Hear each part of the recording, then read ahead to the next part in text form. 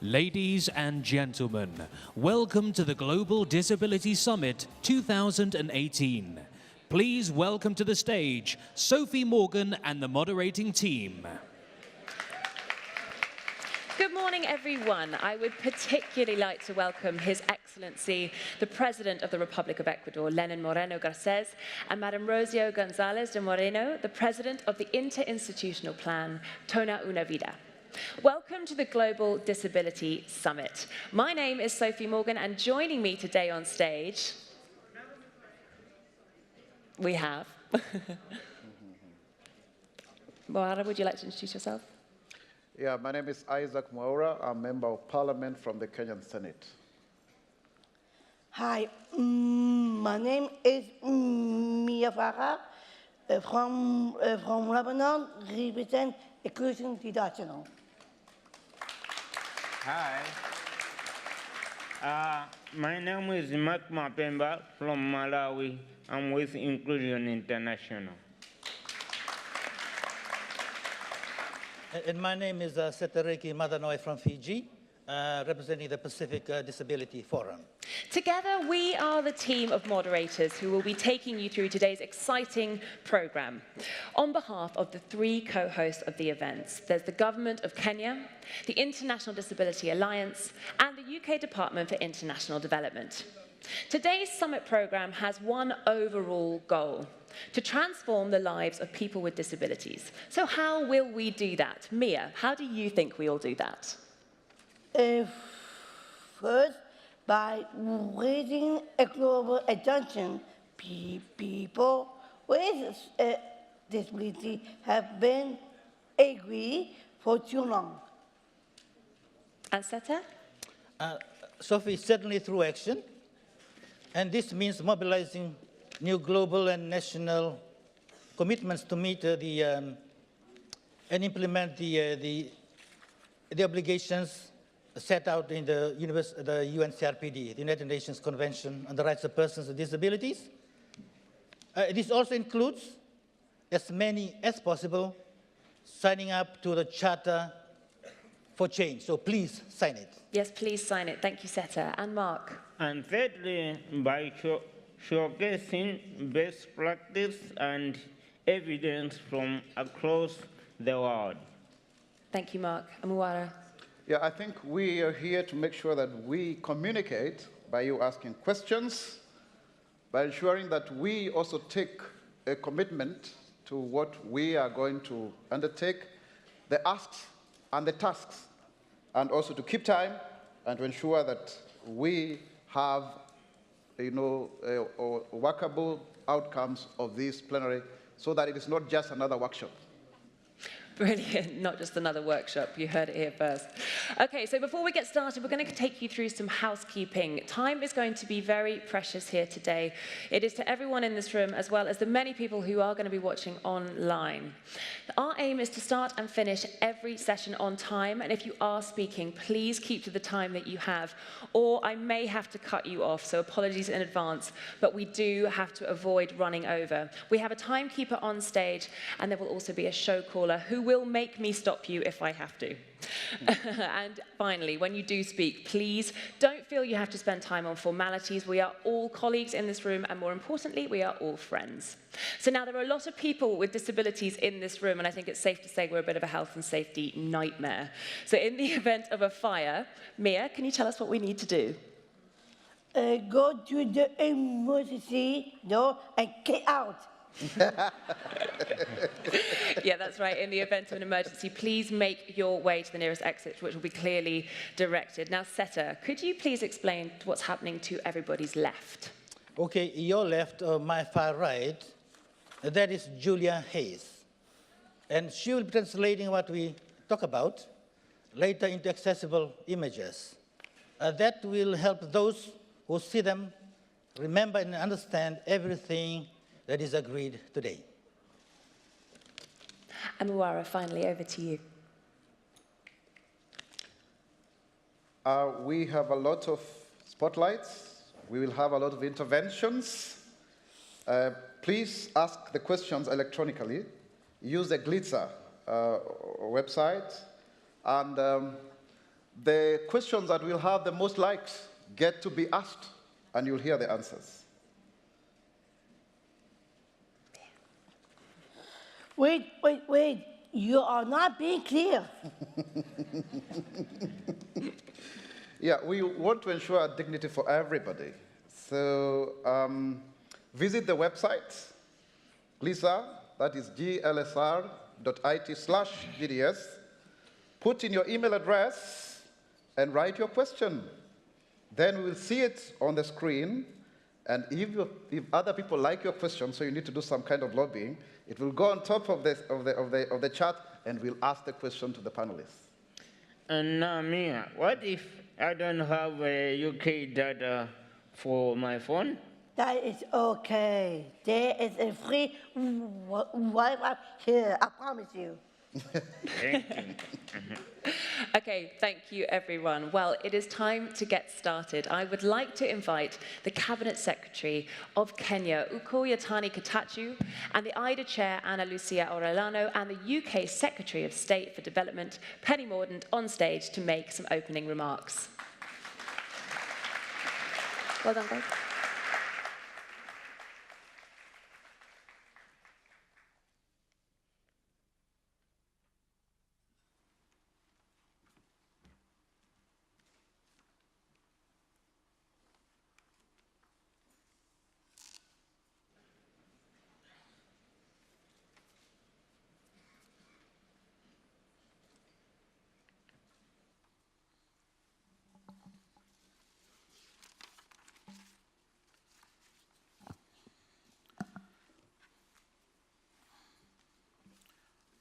Honorable ministers from various states present here, distinguished delegates, ladies and gentlemen, good morning.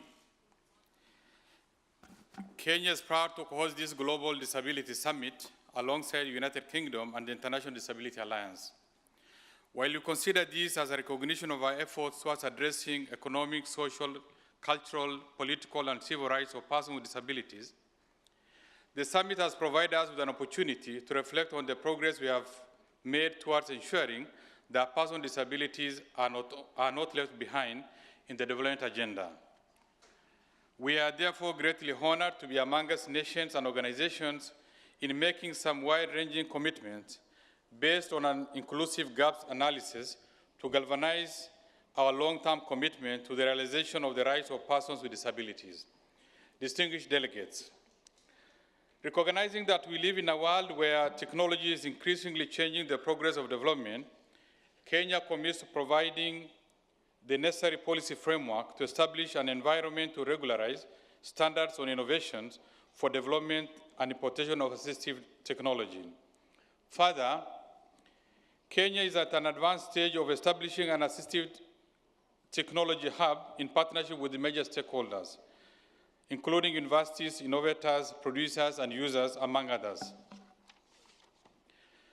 We believe that close collaboration with the relevant stakeholders in the proposed assistive technology hub will not only increase opportunities for growth, but will further enhance inclusivity in the sector.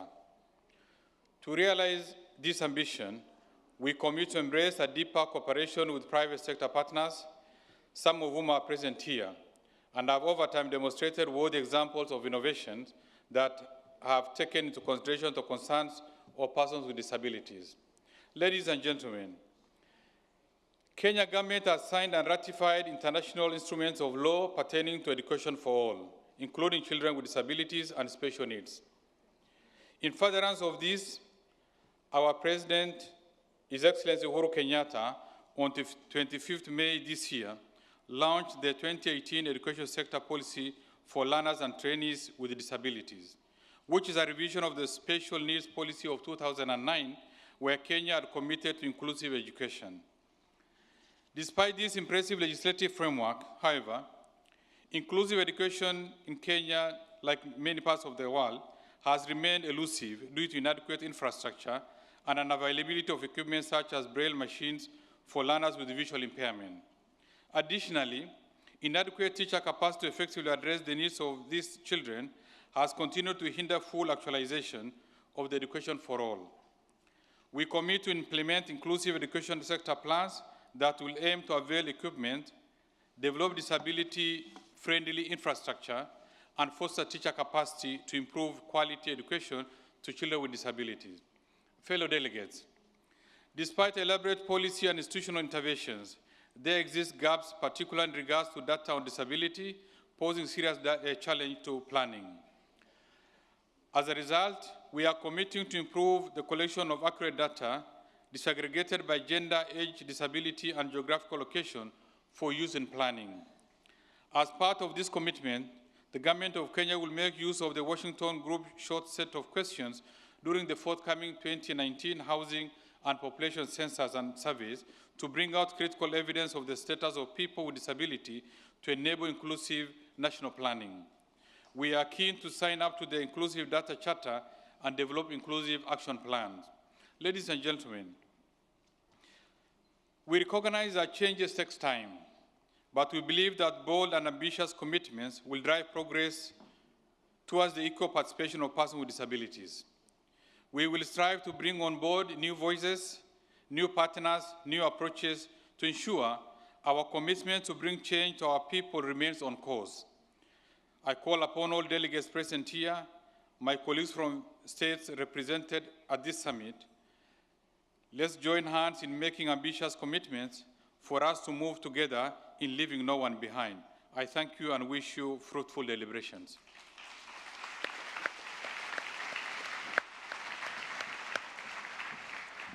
Good morning, buenos dias.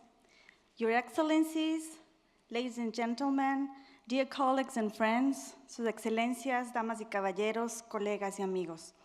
It is my pleasure to be addressing here today at this Global Disability Summit, and it's also our honor to be delivering the civil society statement built from our civil society forum held yesterday in this same room. Please let me start reading the following. On 23 July 2018, London, over 600 representatives from organizations of persons with disabilities, also referred as DPOs, civil society, governments, multilateral organizations, and the private sector met to support the implementation and monitoring of the United Nations Convention on the Rights of Persons with Disabilities, CRPD, and the Agenda 2030. Collaboratively, we wish to convey the following statement. We commit to working with all stakeholders here at the summit to ensure that all persons with disabilities can full and equal enjoyment of their rights and fundamental freedoms as set out in the CRPD. Agenda 2030 is an important opportunity to promote the rights of persons with disabilities globally, and the CRPD should be its guiding framework. We acknowledge the steps taken to realize the rights of persons with disabilities and their families by governments and organizations here today. However, this remains much more to be done. Today, we call on those present to make measurable, ambitious, and lasting commitments. Commitments which will be made a reality and not just stay on paper. It is time to implement the CRPD in every corner of the world, in every city, in every train station, in every village, in every mountain and valley, in every refugee camp, and in every school.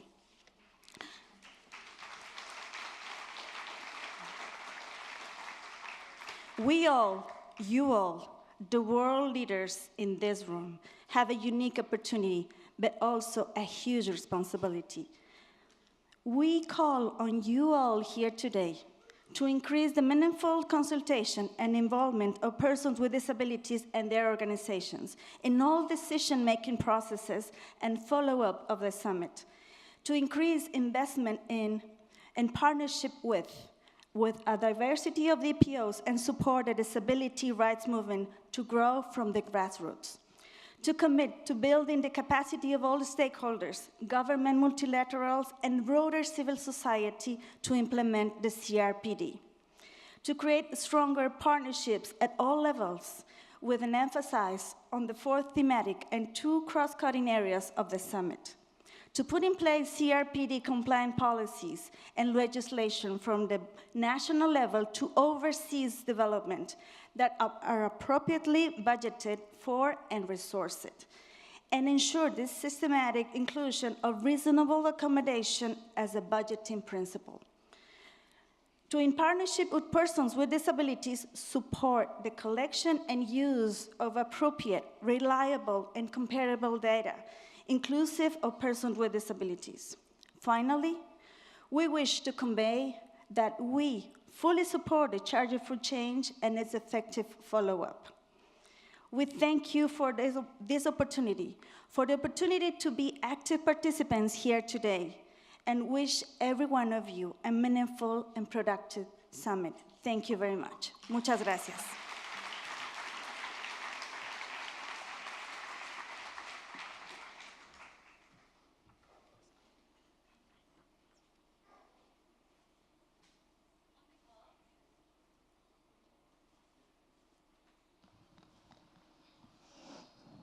On behalf of the UK government, the Government of Kenya, and the International Disability Alliance, welcome to the Global Disability Summit 2018.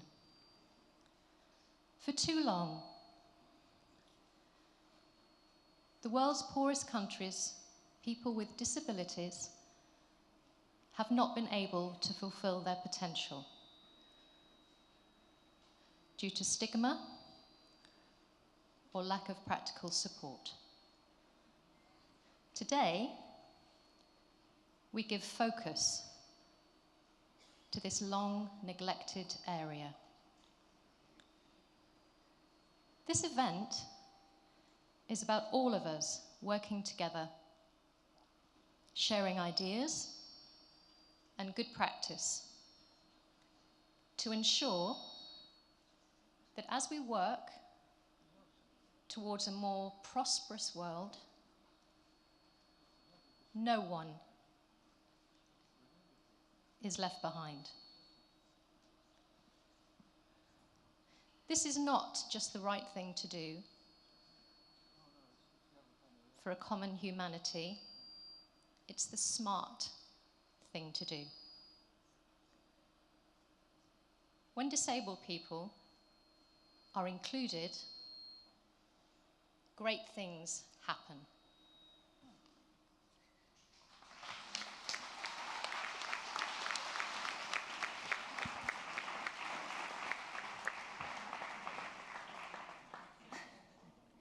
It is wonderful to have you all here today, especially you, Your Excellency, and the First Lady of Ecuador. Here at the Olympic Park, host to the world's largest Paralympic Games in 2012, and the spiritual birthplace of the first ever organized sporting event for disabled athletes in 1948. I am delighted to be here today co-hosting this event with the Government of Kenya and the International Disability Alliance. Thank you for joining us today, and in particular, thank you to the disabled persons organizations and people with disabilities who have led this summit from conception to delivery. Today, we have come together to work as partners and collectively step up our efforts to improve the lives of people with disabilities around the world. We are here to tackle the root causes of stigma, discrimination, and abuse, to work towards inclusive education and employment for all, and to harness the power of technology, innovation, and assistive devices for people with disabilities across the world. Today, we focus on moving from words to action, working together as partners, and holding ourselves and each other to account for our promises. We are all starting from a low base, and the UK recognises that we have work to do as well. And that is why today we will launch a range of dedicated policy and programming to champion the rights of the most marginalised and vulnerable people with disabilities. We will launch at scale a partnership for assistive technology with partners such as USAID, the World Health Organization, UNICEF, and the Global Disability Innovation Hub, to transform access and affordability for life-changing assistive technology, such as wheelchairs, prosthetics, hearing aids, and glasses. Access to AT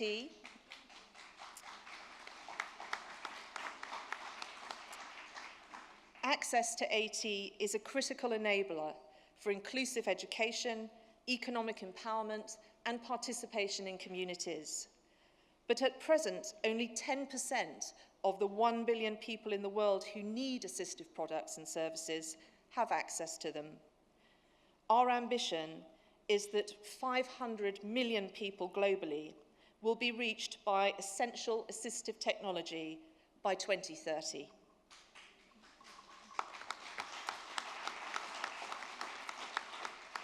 We are launching DFID Scale Up on inclusive education, with a new education policy that has a clear promise for the most disadvantaged children. Through strengthening education programming, we commit to support countries including Ethiopia, Rwanda, Pakistan, Tanzania, Zimbabwe, and Jordan. In Ethiopia, we will transform and develop 687 inclusive education resource centres nationwide by 2022 to promote the inclusion of 24,000 children with disabilities. In Rwanda, we will train 12,000 teachers of English and maths in inclusive education teaching methods. In Tanzania, we will support important reforms in primary and lower secondary schools to improve learning outcomes for all children, particularly for girls and children with disabilities. And we are also launching the Disability Inclusive Development Programme, a new 6-year cutting-edge innovation and scale-up programme to find out what works for whom, when, and why. Through a groundbreaking consortium led by Sightsavers, several UK international NGOs, and Summit co-hosts the International Disability Alliance, the programme will deliver tangible outcomes to improve the lives of people with disabilities. This includes improved educational attainment and health outcomes, jobs and livelihood, and reduced stigma and discrimination. By 2024, we aim to enable up to 100,000 women, men, boys and girls with disabilities to access health services, up to 45,000 people with disabilities to increase their incomes, 10,000 children with disabilities to go to school and access education, as well as reaching millions of people through interventions to tackle stigma and discrimination.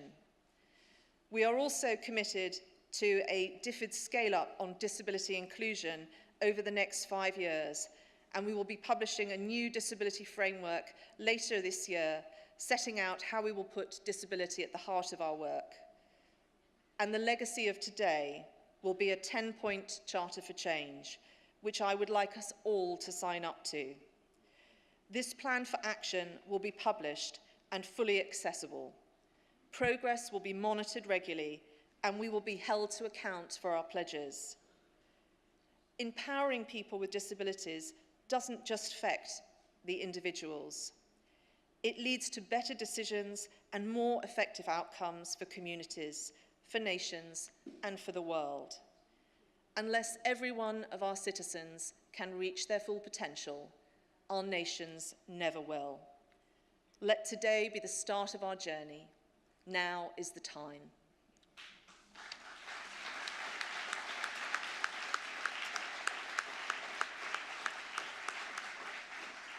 And now we have a brief message from my boss, the Prime Minister, Theresa May.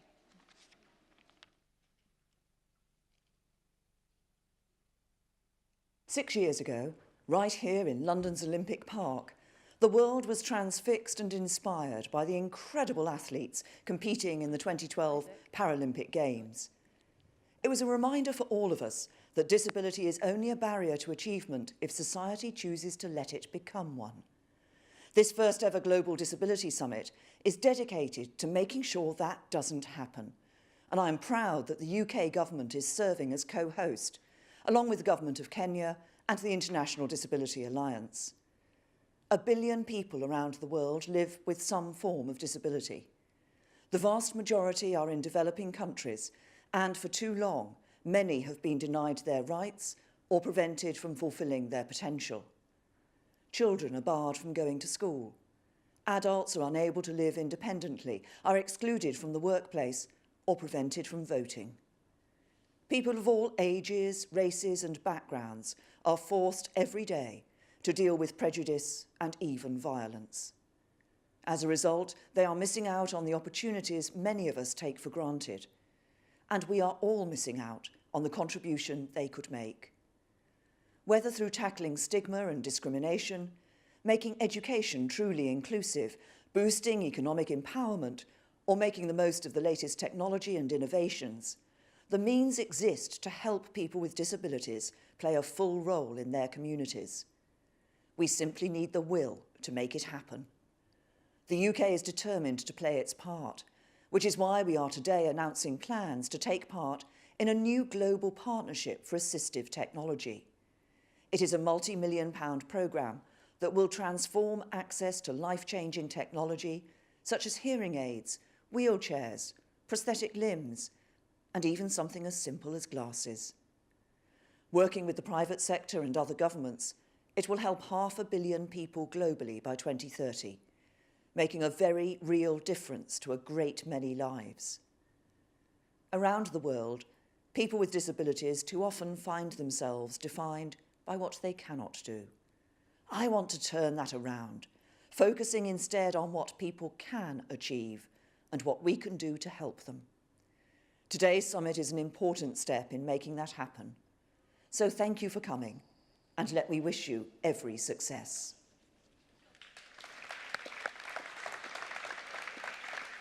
Thank you very much, Prime Minister Theresa May.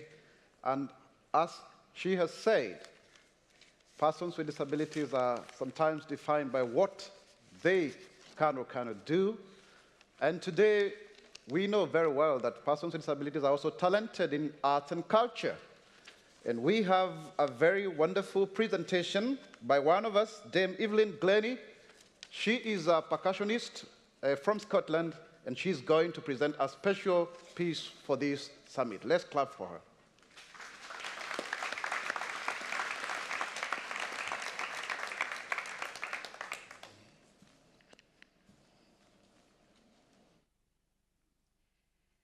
Well, thank you very much indeed, and I'm very honoured to have this opportunity to perform to you this morning.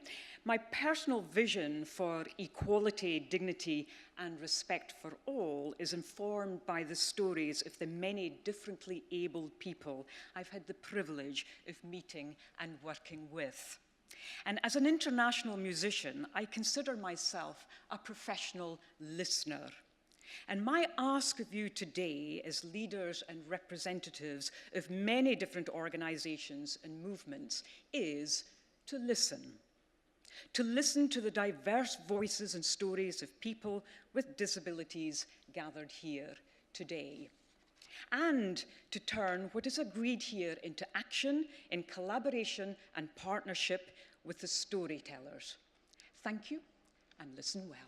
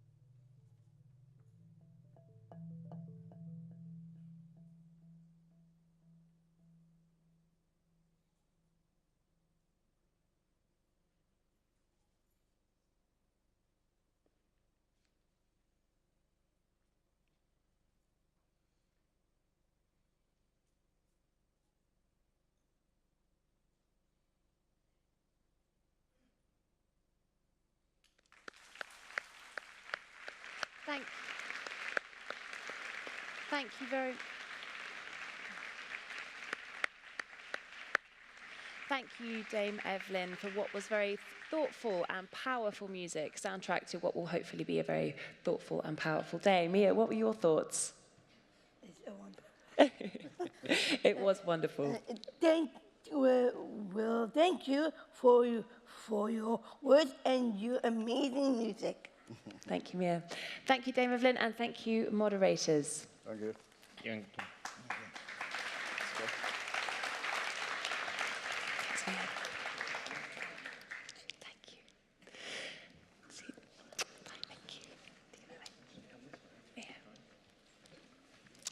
Now for the first of our keynote speeches. We are most honoured to welcome the only head of state in the world who has a disability. Please welcome the President of Ecuador, President Moreno of Ecuador.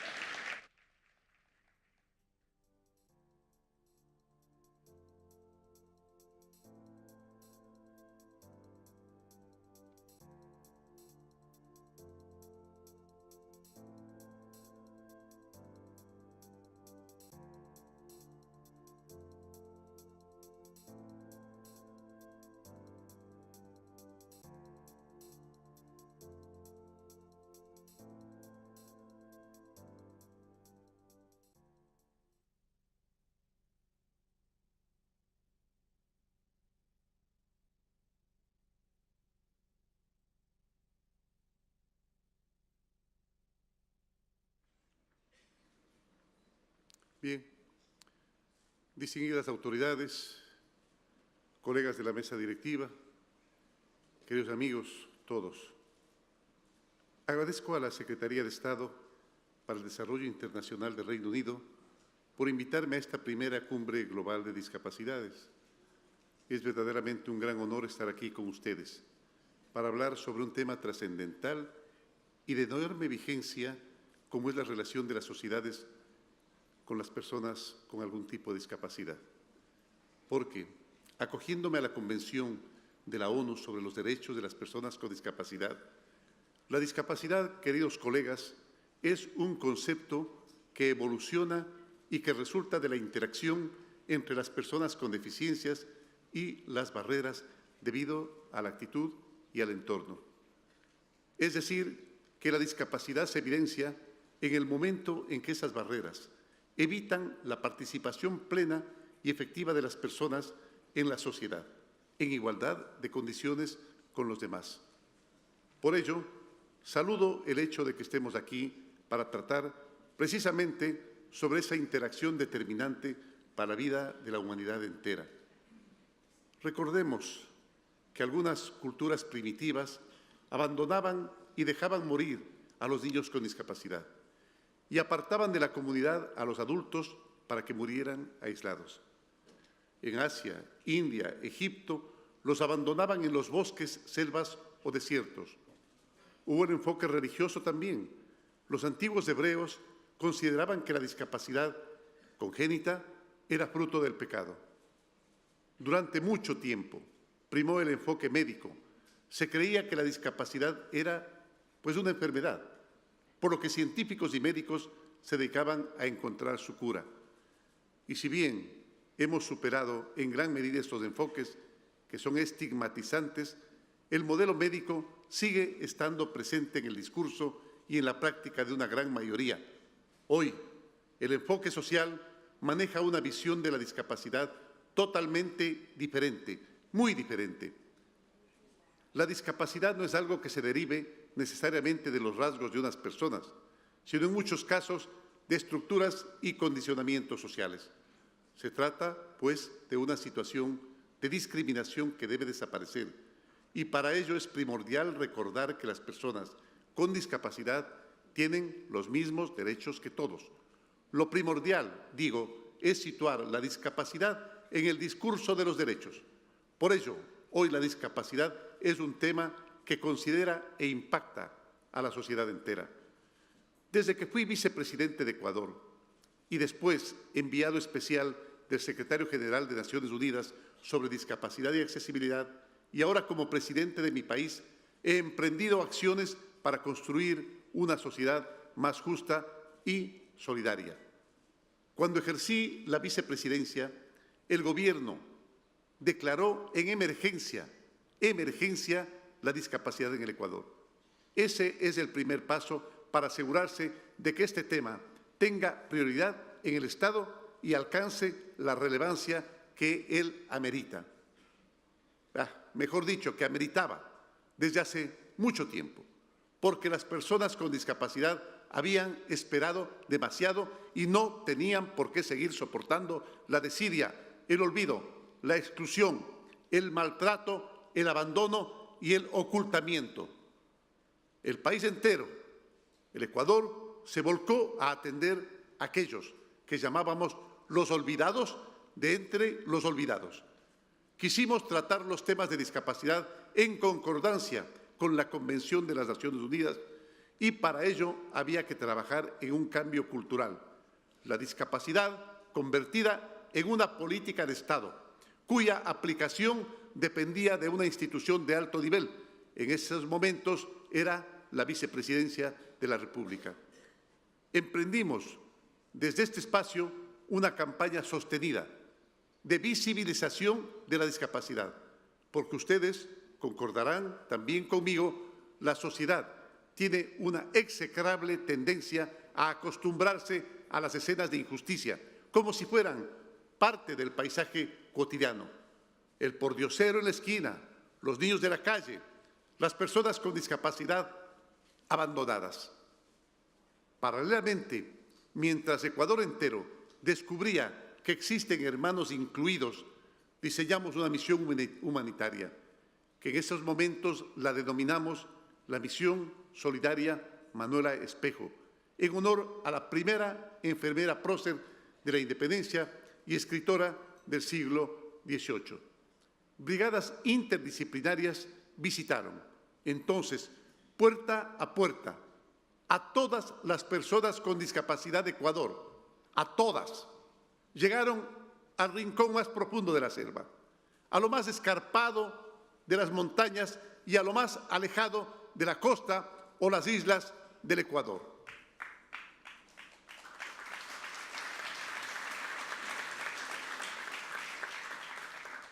Las brigadas se integraron con especialistas y técnicos en genética, en medicina, en enfermería, en relevamiento de datos y estadísticas, y con el apoyo de militares, estudiantes, voluntarios y medios de comunicación para viajar por aire, mar, tierra, caminando, trepando, nadando inclusive, vadeando ríos.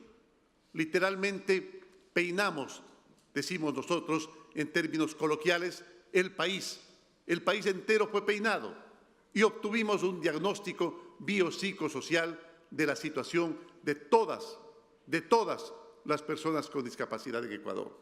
Simultáneamente, porque hay que hacerlo simultáneamente, se entregaban ayudas técnicas, artículos y muebles de primera necesidad, asistencia médica hospitalaria cuando el caso lo requería, rehabilitación laboral y educativa y vivienda accesible. Si bien nuestro objetivo es convertirnos en una sociedad que promueva la inclusión plena de las personas con discapacidad, en la que puedan capacitarse, estudiar, trabajar, divertirse, recrearse, esa situación histórica de abandono por la que habían atravesado nuestros hermanos con discapacidad, especialmente aquellos en situación de pobreza, nos obligó a atender de manera inmediata sus necesidades más básicas. Se creó entonces un bono especial para las personas en extrema pobreza con discapacidad severa y alto grado de dependencia, con el fin de que un acompañante pueda quedarse a su lado todo el día atendiéndola en sus necesidades.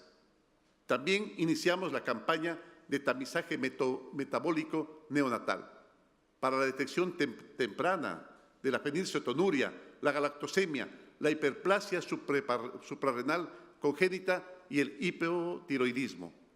Finalmente, entregamos un proyecto de ley orgánica de discapacidades que fue aprobado por la Asamblea de Ecuador y que ya cuenta con su respectivo reglamento. En 2013 decidí ya no presentarme a la reelección como vicepresidente. El entonces secretario general de la ONU, el doctor Ban Ki-moon, me nombró su enviado especial sobre discapacidad y accesibilidad en la ciudad de Ginebra. Por más de 2 años traté de ser la voz de las 1.000 millones de personas con discapacidad en el mundo y emprendí una campaña sostenida para que todos los Estados miembros de la ONU suscribieran y ratificaran la Convención, pero sobre todo y ante todo, que esa suscripción no quede en letra muerta, sino que se convierta en legalidad obligatoria de los países y en políticas públicas a ser implementadas inmediatamente en cada uno de los países.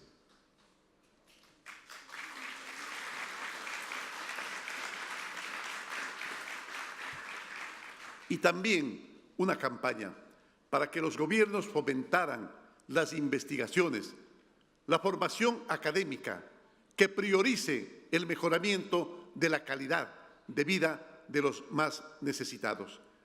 Permítanme decirles que cuando conocemos la situación de las personas con discapacidad en el mundo, nos preocupa, nos apena, nos violenta inclusive que se destinen ingentes cantidades de dinero para mejorar la pantalla de un reloj o la calidad de un videojuego en lugar de perfeccionar exoesqueletos, sensores de los bastones inteligentes, traductores simultáneos de audio a lenguaje de señas, por decir apenas unos pocos ejemplos.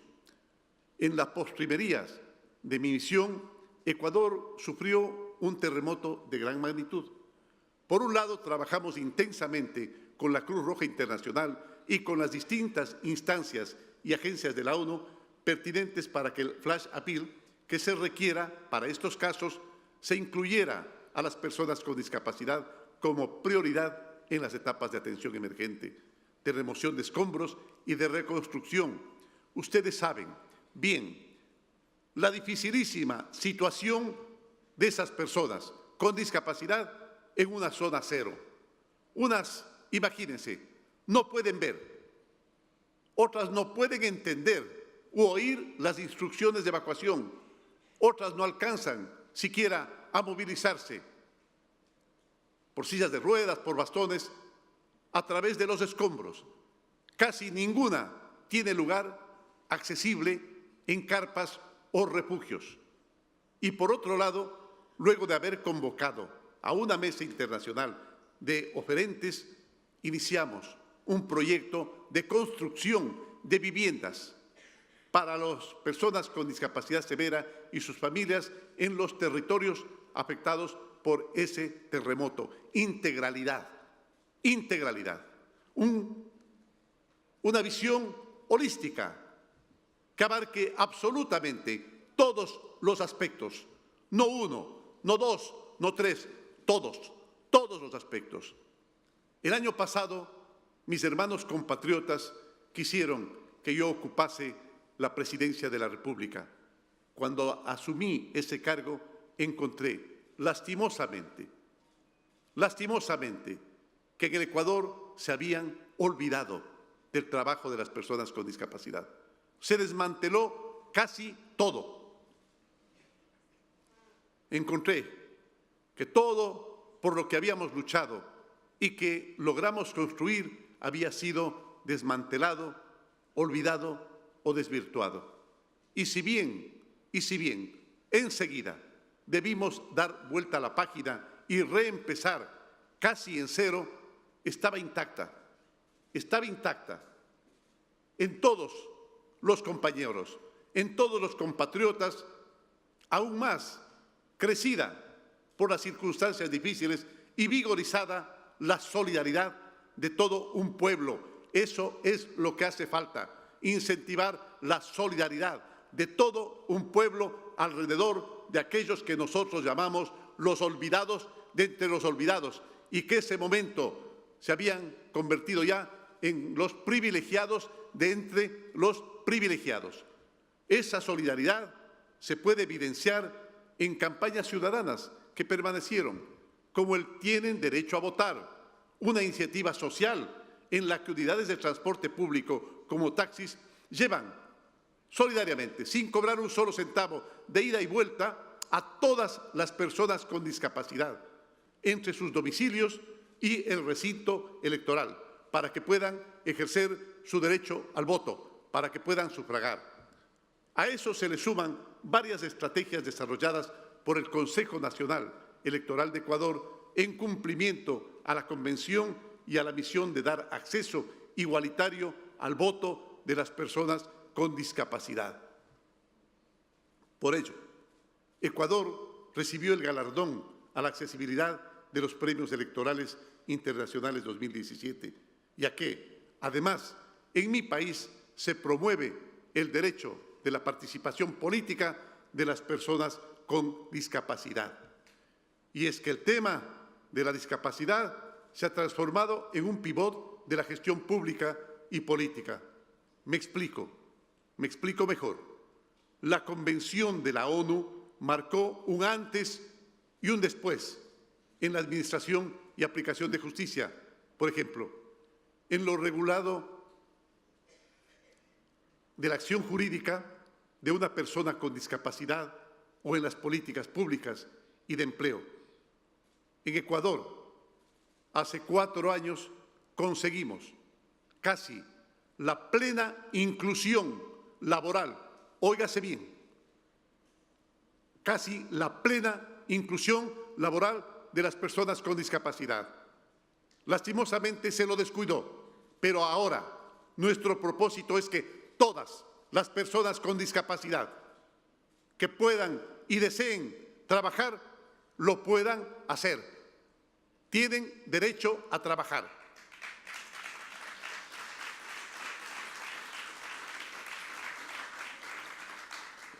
En Ecuador, la Ley Orgánica de Discapacidades trata los derechos de las personas con discapacidad y también de sus familias, marcando así un punto de quiebre para gestores de políticas sociales.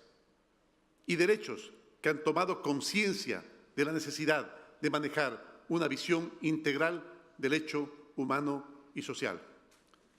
Personalmente, el lema histórico que adoptaron quienes redactaron la Convención, que decían nada sobre nosotros, sin nosotros, es el corazón de los principios de mi gobierno. Ese lema entraña una corresponsabilidad en la gestión del país, un gobierno de todos y para todos, el diálogo como gestor y motor de las decisiones y el bienestar de todo ser humano, como visión de todos. Así nació un plan que hemos denominado Toda una Vida, que vela por la persona desde el momento de la concepción, desde el mismo momento en que nace luego, hasta cuando Dios decide cerrarles los ojos. Hay programas específicos para cada etapa de vida. Estamos amándonos, estamos cuidándonos, estamos protegiéndonos y acompañándonos y siendo gratos durante la gestación, la niñez, la adolescencia, en sus sueños, en sus destrezas de juventud, en sus aspiraciones, en sus esperanzas de juventud, en el desarrollo académico y profesional y luego en la vida adulta y en la vejez. Toda una vida. Así le denominamos, toda una vida. Porque es toda una vida lo que aspiramos nosotros, que una sociedad y un gobierno responsables cuiden a todas las personas y de forma particular a las personas que tienen algún tipo de discapacidad. Y si bien aplicamos programas y políticas en favor de todos, sin excepción alguna lo estamos haciendo, nos hemos dedicado especialmente a aquellos más vulnerables, aquellos que se encuentran en una situación especial de vulnerabilidad, aquellos que más necesitan de políticas públicas justas y, por qué no decirlo también, de políticas públicas y sociales solidarias. Tenemos casi 500.000 de personas, el 2.6% de ecuatorianos, en una situación de discapacidad que requieren de más apoyo y que requieren de más atención del Estado. Para ello, volvimos a recrear las manuelas, nuestras queridas manuelas, las de la misión, las personas que trabajan dentro del gobierno en el tema, las personas que nos acompañan, los voluntarios nacionales e internacionales que ahora vuelven a caminar, ahora vuelven a recorrer el Ecuador, ahora vuelven a estar en lo más espeso de la región amazónica, vuelven a estar en lo más lejano de las costas ecuatorianas y en lo más escarpado, bastante escarpado, de los Andes ecuatorianos. Hemos recreado la misión Las Manuelas, que ahora es un programa integral. Las brigadas ya han recorrido buena parte del país, evaluando a domicilio, llegando a esos sitios donde se encuentran 180.000 ciudadanos y de ellos 54.000 ya han sido identificados con algún tipo de discapacidad e inmediatamente están recibiendo el apoyo necesario para salir adelante. Se trata, además, de un trabajo intersectorial que incluye a todas las carteras de Estado: bienestar e inclusión social, trabajo, educación, salud, promoción, trabajo, industrias, etcétera, etcétera, porque el entorno de una persona con discapacidad es complejo, es complejo. La mayoría no tiene casa propia, no tiene empleo fijo peor, y vive en la pobreza, la mayoría. Buscamos ayudar a mejorar su calidad de vida, a contribuir a su esperanza, a contribuir en construir su felicidad. Con el programa de gobierno Casa para Todos, construimos no solo casas, sino comunidades inclusivas, donde priman la accesibilidad universal, la igualdad, la solidaridad y el respeto. Queridos amigos, el objetivo es que en materia de discapacidad la política esté enmarcada en el paradigma de los derechos humanos y no en el paradigma de lo médico. Y termino. Una parte importante son los programas de salud, pero tiene que haber otros, a donde apuntamos sabiendo lo difícil que es que las personas con y sin discapacidad tengan las mismas oportunidades de crecer, de soñar, de desarrollarse, de salir a la calle y estar ante todos diciendo: aquí estamos presentes para ejercer nuestro derecho a ser felices. Muchísimas gracias.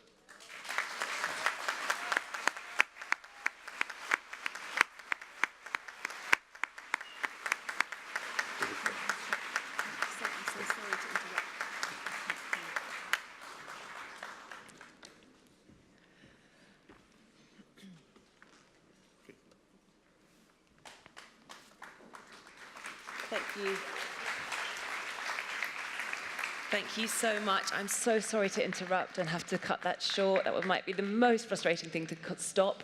One of the most amazing things I think I've ever heard. Thank you so much, President Moreno of Ecuador. I would now like to welcome our three next keynote speakers for this session.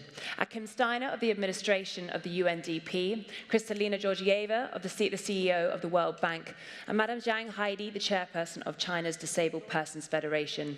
First to speak is Mr. Steiner, followed by Ms Georgieva. Absolutely, come on, thank you. And finally, Ms Zhang. Thank you. Do you want me to take the stage? Yeah. Straight away? Yes, thank you.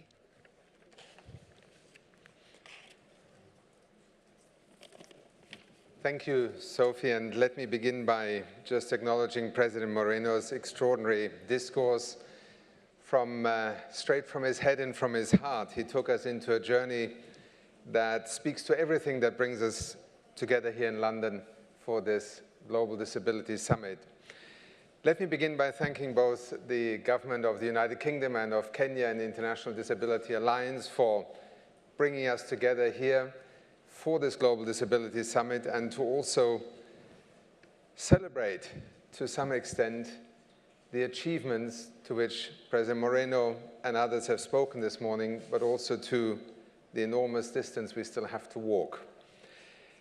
I head the United Nations Development Programme in the United Nations family, and together with a number of colleagues who are here in London and are joining you for this summit, I've also been asked to speak to you this morning on behalf of the Secretary General Antonio Guterres, Secretary General of the United Nations, whose own commitment and dedication to addressing the United Nations role, responsibility, and leadership in the context of disability and our work is something that is very dear to his heart. He could not be with us here in London, so my presentation to you this morning is also on his behalf and that of our United Nations family, although, as I said, a number of my dear colleagues will be with you in various sessions also here.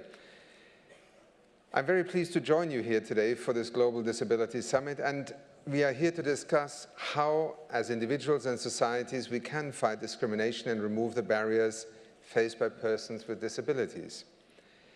We are also here to ensure that persons with disabilities are given equal access and voice in society so that they can realize their fullest possible potential.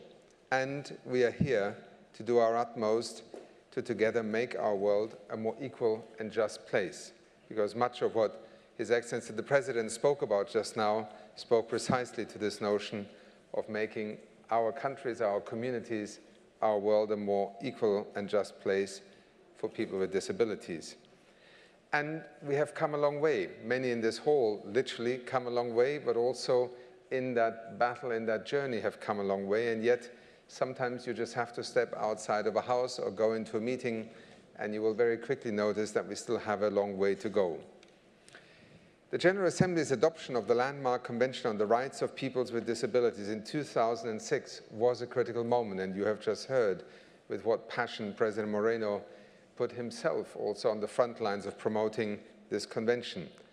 The fact that this is the fastest ratified treaty in the world, now being implemented by over 90% of UN member states, is a powerful demonstration of an issue that all countries can embrace and help realize. And yet, we still every day need champions to promote its realization.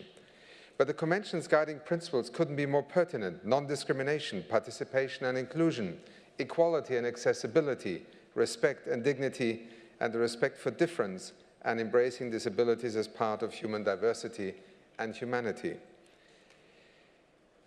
In addition to that, also the 2015 Global Agreement and the so-called 2030 Agenda and its Sustainable Development Goals are another critical milestone in our United Nations family of bringing the world together around issues that need not only attention but action. Indeed, to realize the promise of the 2030 Agenda and its core pledge to leave no one behind, it is essential that all peoples, particularly those facing discrimination and exclusion, have access and voice and can participate equally in every aspect of life. This is a matter of justice and equal opportunity, as well as economic development. The costs of exclusion are simply too high and never justifiable. At the United Nations, we have long been committed to supporting and advancing the rights of persons with disabilities around the world, be it in the humanitarian action, where we strive to ensure that persons with disability have equal access to and participation in the relief operations, protection and recovery efforts, or in our longer-term development work, where the needs and rights of the disabled are so central to our mission to accelerate the Sustainable Development Goals achievement and to meet that test of leaving no one behind. But we are committed to do so much more and to do it better. To this end, Antonio Guterres, our Secretary General, has launched a comprehensive review of how the UN system supports the rights of persons with disabilities, covering the critical areas of accessibility, employment, and mainstreaming in development and humanitarian action. This is important because it will look at our policy, planning, and operational frameworks, the tools by which an institution operates and makes a difference, the programming and issues of data, and capacities to see what works and what we can do better.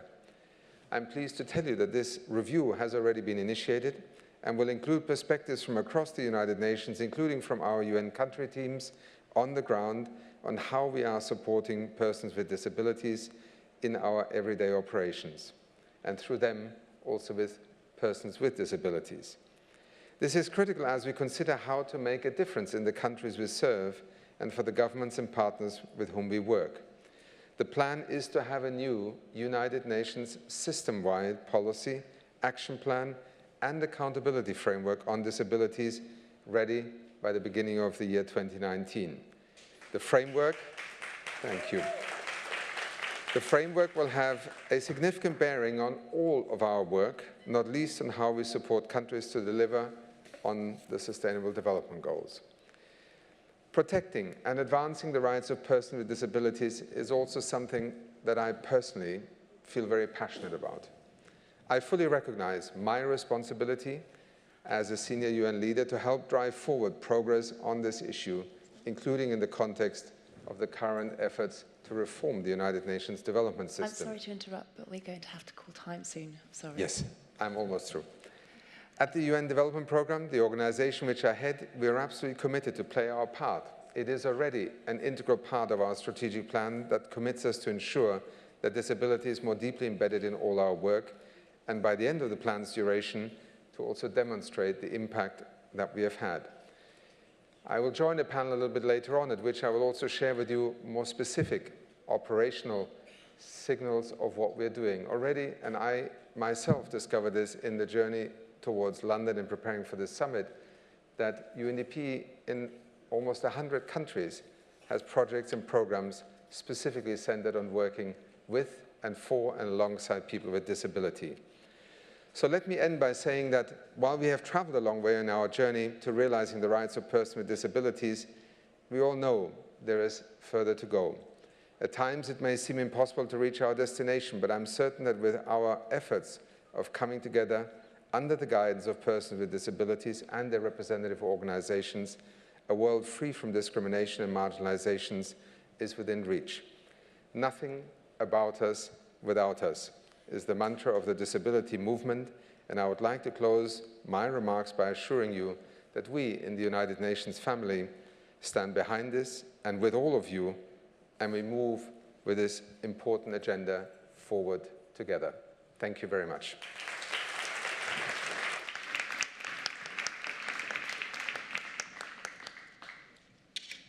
Good morning. It is so great to be here in the first ever Disability Summit. It has taken us some time, but thanks to DFID and Kenya and Ida, we are here. In the mid-70s, my father lost a leg. Then he lost his job, and in a city that was not very friendly to people with disabilities, his mobility was dramatically reduced. Worse, that crushed his spirit and confidence and shortened his life.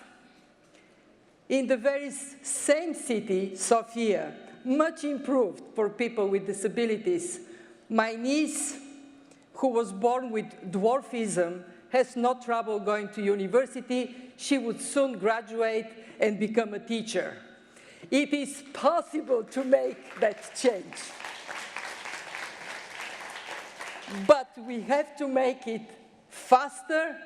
We need to go further because it is morally right and because the cost of exclusion of people with disabilities is simply too high. It is somewhere between 3 and 7% of GDP in developing countries. I am very privileged to work for an institution that is dedicated to inclusive development, the only way in which we can eradicate poverty and boost prosperity for all. And we at the World Bank have taken already the first critical step to pledge that none of our projects would discriminate against people with disabilities. It is in our new environmental and social framework to which many of you have contributed as we have been putting it forward. This is good, but not good enough. Non-discrimination is only first step. And today I'm here to make, on behalf of my organization, specific and time-bound commitments for how we are going to lean forward to be an inclusive organization in 3 areas: inclusive projects, inclusive data, inclusive World Bank. First, inclusive projects. By 2020, all our new urban mobility and rail projects that support public transport services will be disability inclusive. And all public spaces that require rebuilding after a disaster will be disability inclusive. By 2025, all our educational projects and programs will be disability inclusive through a partnership with DFID and NORAD. And all of our social protection and job-related projects that are relevant, and this is about 3/4 of our program, will be disability inclusive. Our private sector arm will work in investing in solutions like assistive technologies to level the field for persons with disabilities. They will insensitize this by creating a category for awards on assistive technology as part of the Financial Times IFC Transformative Business Awards. And as of yesterday, we launched it right here. We have a disability inclusion and accountability framework to train all our staff, so none of them is to miss an opportunity to lean forward for people with disabilities. Second, inclusive data. If we don't know who they are and where they are, we are not going to be very good in making all these pledges happen. So we just signed the Inclusive Data Charter. We will establish a baseline of questions on disability, including using the Washington Group questions in existing household surveys and censuses. And we will collect better data so we can underpin inclusive projects. We also will do more for women with disabilities by including new questions in our Women, Business and the Law survey. Last but not least, inclusive World Bank. To succeed, we have to look like the world we serve. We have a disability accommodation fund that helps us identify and recruit and retain people with disabilities. And today, I pledge to you to boost it so we can do more and do it faster.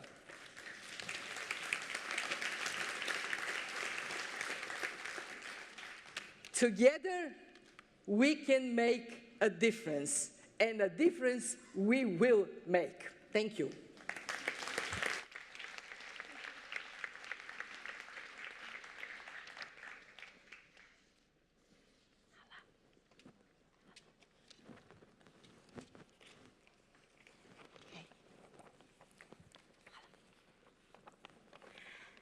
Excellencies, distinguished guests, ladies and gentlemen, good morning. It is a great honor for me to attend the first Global Disability Summit. On behalf of China Disabled Persons Federation and the Rehabilitation International, I'd like to extend my sincere appreciation to the hosts of this event and to all the friends who care about persons with disabilities. We all know that there are more than 1 billion persons with disabilities in the world, and most live in developing countries. They face multiple barriers in daily life and are often excluded from mainstream society.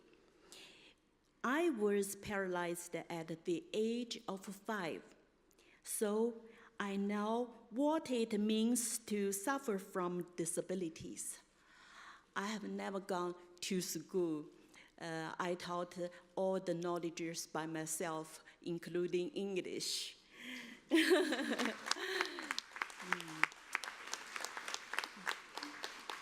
In that time, I was so lonely.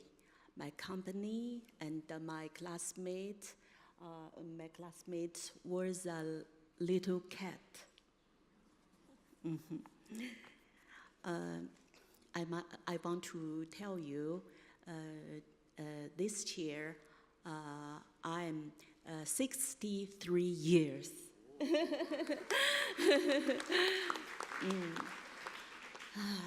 I think it's difficult on the road. It's so long to me. So I know what it means to suffer from disability. More than that, I know that disability is an issue for all humanity, an issue we need to face together. 10 years ago, I was elected chairperson of China Disabled Persons Federation. CDPF is an organization for China's 85 million citizens with disabilities, so many. It's entrusted by the government to manage and advance disability-related affairs nationwide. Since its foundation, it has made remarkable progress in many areas. Take data collection, for example. To better serve persons with disabilities, it is essential to know who they are, where they live, what their life is like, and what they need. Starting from 2015, CDPF has conducted real name surveys on the basic status of persons with disabilities and their needs for service. Up to now, we have gathered information on over 33 million persons registered with disabilities. And a big data system is being built on this basis to support targeted service. For persons with disabilities, rehabilitation is a key to rebuild their lives. In the past years, CDPF has been dedicated to providing a rehabilitation service for them. We have decided to build a national rehabilitation university. You are welcome to join us. I'm very glad that one of the focuses of this summit is assistive technology, which is also a priority in our work. CDPF looks forward to exchanging experience with you in this regard. In almost every aspect of our work, particular attention is paid to women and children. It has been a priority for us to promote women's empowerment and protect their marital and reproductive rights. Just last month, the Chinese government issued a policy to provide more financial and technical support on rehabilitation for children with disabilities aged between 0 and 6. I assumed the presidency of Rehabilitation International 2 years ago in the UK. Since then, I have worked with my colleagues to expand RI's global network with contribution from the Chinese government. We established the RI Africa Fund and the Global Disability Development Fund. The funds are supposed to encourage disability-related programs worldwide, especially in developing and least developed countries and regions. We hope these two funds, on top of our eyes efforts in the past years, will inject more energy into the global disability movement. Dear friends, persons with disabilities are equal members of our society. I'm sorry, I'm being told we have to finish there. I'm sorry, we have to get other speakers on. Apologies. I'd like to... Last words, okay? Okay, just wrap it up, please. Thank you, sorry. We should have no one behind. I believe this summit will bring together all stakeholders in achieving our shared goal of sustainable and inclusive development for our shared cause. Taking this opportunity, I called for setting up a World Disability Organization and the UN to guide and coordinate disability affairs worldwide. The voice of persons with disabilities must be heard and their opinions respected. I hope this organization will give full play to persons with disabilities in achieving global sustainable development. Ladies and gentlemen, dear friends, at last, I wish the first Global Disability Summit a great success. Thank you all. Thank you so much. I'm so sorry. We have to keep the time. Thank you very much. Okay, thank you to all our speakers. Thank you. Do you want to go? Yeah. Okay. Well, that concludes our opening session. Thank you. I'd like to hand over now to Mwaura to introduce the first of our plenaries. There will be 4 plenaries throughout the day, each with a separate theme. The first is on dignity and respect for all. Over to Mwaura. Thank you very much. Ladies and gentlemen, as you've heard, my name is Isaac Mwaura. I am a member of Parliament from Kenya. I'm a senator and also the chairperson of the Albinism Society of Kenya. Respect and dignity are very critical in our society. When you see a little child with disability not getting an opportunity, it's really because of stigma and discrimination, where persons with disabilities are hidden away, or they are brought into the mainstream, but they are supposed to be seen but not heard. When they are supposed to be heard, they are also seen as undeserving. Mother Teresa said that the greatest problem in the world is not lack of social amenities. It is that feeling of unwantedness. This is an unjust reality. Today, we are here to look at various experiences, people who have been in the forefront in ensuring that there is change that is happening. So we are here to learn from them, but also to make commitments about what we want to do going forward and raising our ambitions for a better society of people with disabilities where they have respect and dignity. And this first session is guided by 3 objectives. Number 1 is to ensure that there is systemic change through leadership and political engagement. As Kwame Nkrumah said, seek ye first the political kingdom, and everything shall be added unto you.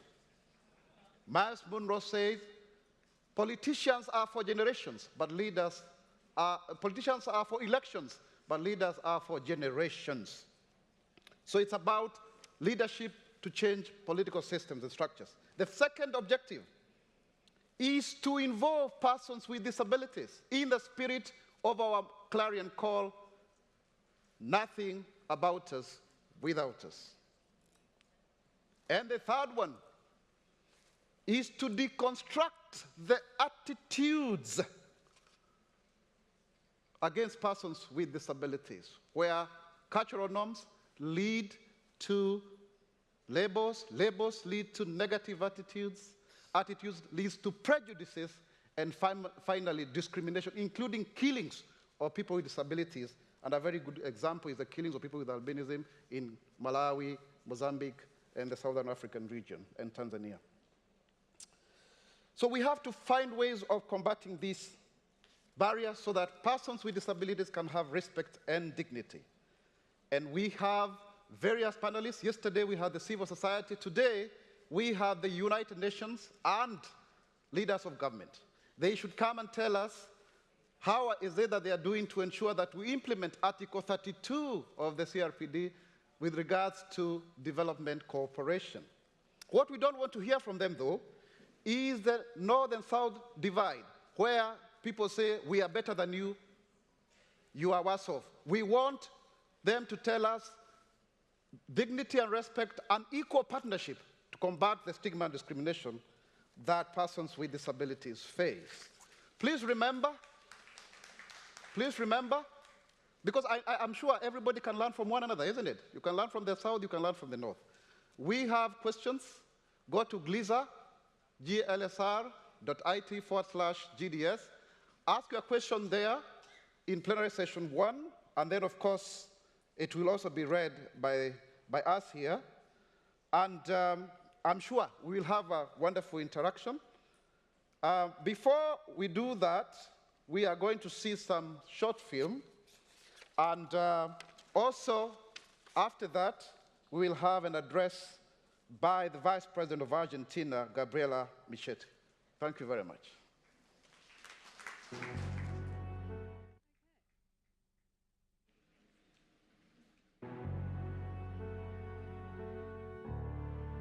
Dignity means compassion and understanding for everyone. Now is the time.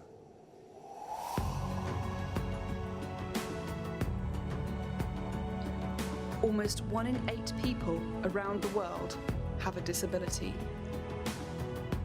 All too often, children are excluded from school,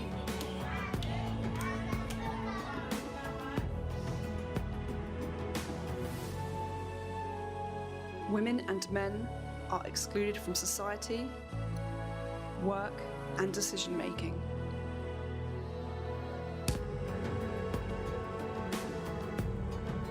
Dignity means having values for yourself. Dignity means listening.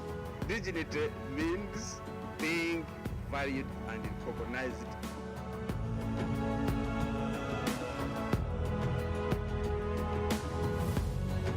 Deaf people are no different to others. They should be treated like normal people.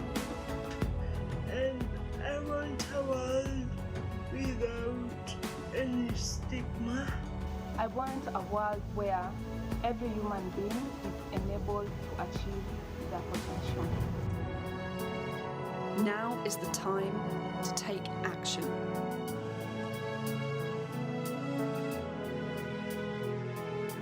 So people with disabilities can enjoy their rights, dignity, freedom, and have their voices heard.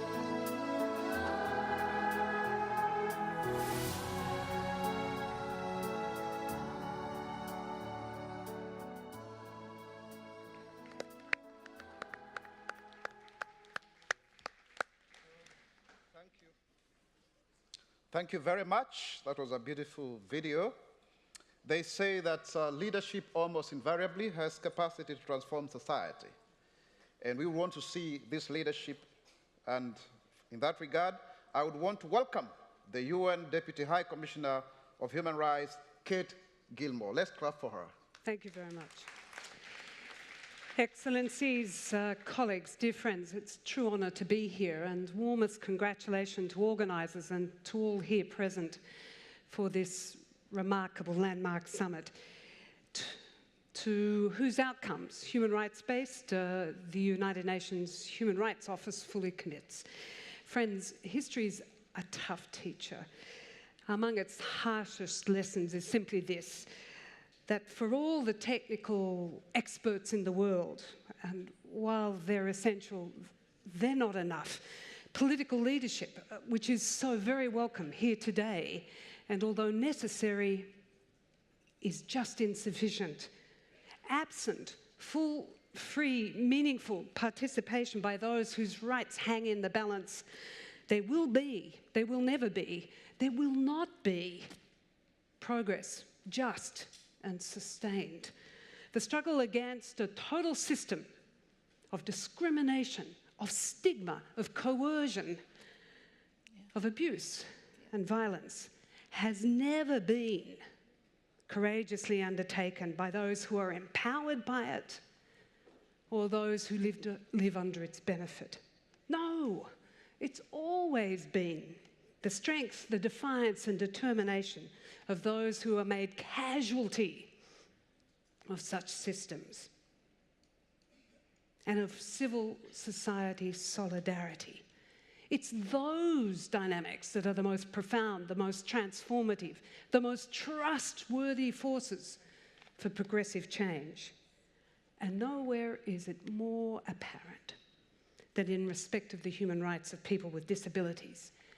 We just honour you as activists for your humanising insistence, for your exercise of patience, even forgiveness, for your wisdom, for your stamina, and we must be held accountable to you for the results that we must now deliver.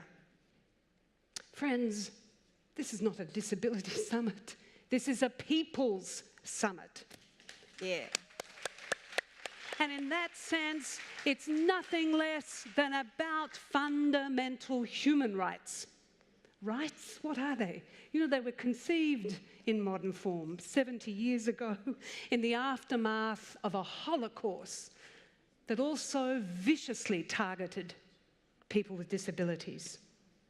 And that Universal Declaration of Human Rights, emerging from the ashes of 2 world wars, it wasn't born in peace and prosperity. No, it was the child of a hateful past, forged deep and inclusive out of reckless, hateful rancour in the rubble and ruin of human dignity.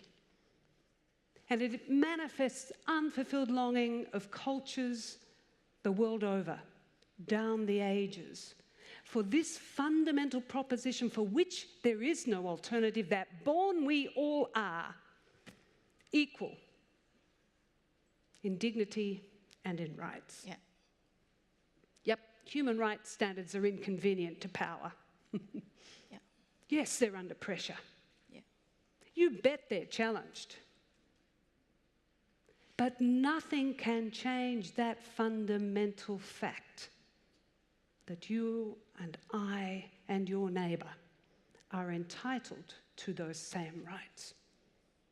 You know, 10 years ago, coming into force, the Convention on the Rights of the People with Disability was the most rapidly acceded to international treaty in human history. And it illuminates what those fundamental universal rights means for people with disabilities. But, friends, it's the leadership of people with disabilities that will remain the essential ingredient throughout all our endeavours. And from that understanding, we waver at their peril. So, may I now introduce to you some of the finest examples of exactly what that leadership principle, full, free, meaningful participation in our societies, not only in terms of decisions that directly affect people with disabilities, but people with disabilities fully included in all that our societies do. Abir Akram is from the National Forum of Women with Disabilities in Pakistan, and she is a member of the Asia-Pacific Women with Disabilities United. Yeni Damayanti, TCI Asia, from TCI Asia, and is chair of the Indonesian Mental Health Association. Cameron Malik, you're the Chief Executive Officer of Disability Rights UK. Yeni. Yeah. What is it with this discrimination and stigma business? Why can't people get over themselves? How can it be that still we think that that's an okay way to treat people with disabilities? And what do you think it particularly means for those with psychosocial disabilities? Thank you so much, Jenny. Yeah, well, the stigma see us as a people dangerous to society. It's less than human curse that we have to be locked up in institution for years and years and years. What is institution actually? It's basically an arbitrary detention where people are locked up for years and years without due process of law. People do not do any criminal conduct and they put in prison-like institution. That's what institution is. And how many are there? In Japan alone, 300,000 people locked up in institution. 300,000 right now. In Indonesia, the situation of institution are so severe. Human Rights Watch once do investigation and then give the title Living in Hell. Living in hell. That's how the life in institution is like. So, we are deprived of liberty. The most fundamental rights of person are freedom. We are deprived of freedom in that institution. And if this summit failed to make a call to stop and close all institutions, then you betray your clarion call of nobody left behind. You got to make a recommendation to close all institutions in the world and find an alternative solution to give life for persons with disability as one of the main recommendations of this summit. And what else? We deprive our rights as citizens. We cannot vote. So many laws in the world say that persons with mental illness cannot vote. Aren't we citizens? Why can't we vote? Yeah. And also about works. In many places, for example, like in Indonesia, all job applicants must supply a letter from psychiatrists saying that they are free from any mental illness. How can we provide that letter?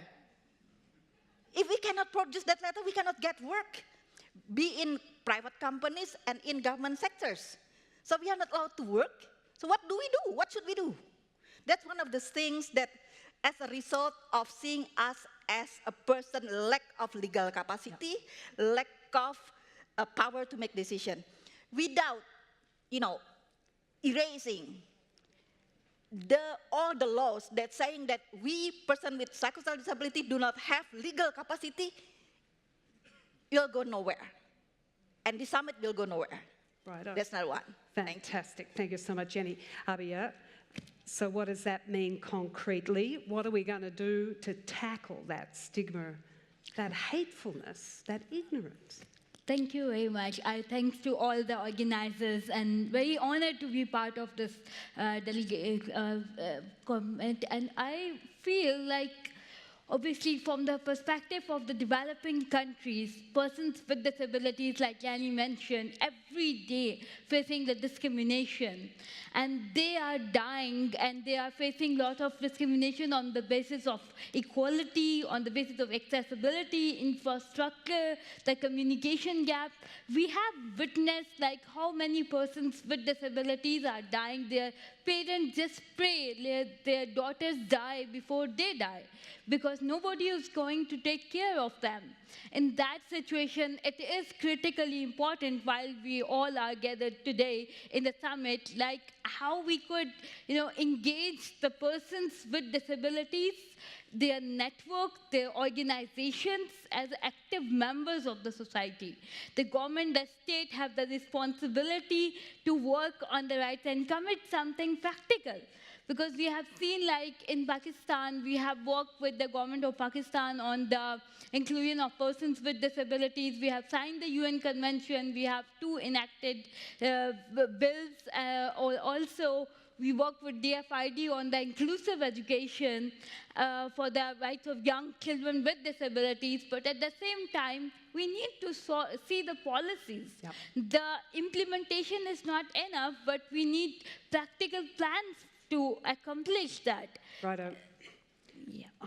the time. Okay. God, Cameron, what can we learn from the UK experience? Thank you. So the key lessons from history that I want to talk about is that disabled people must lead the campaign for our rights. We know from experience that such change does not come from spontaneous innovation by governments. Disabled people's rights have been achieved through campaigning for change in legislation and through disabled people negotiating with local and national government and service providers. Everyone here will have their own favourite kind of milestones from disability history. Now, I just want to talk about a couple from the UK. The first one is around the social model of disability. It was something that was created in the 70s, and it turned the thinking about disability on its head, forcing people to address the barriers that we experience as disabled people and not focusing on our impairments.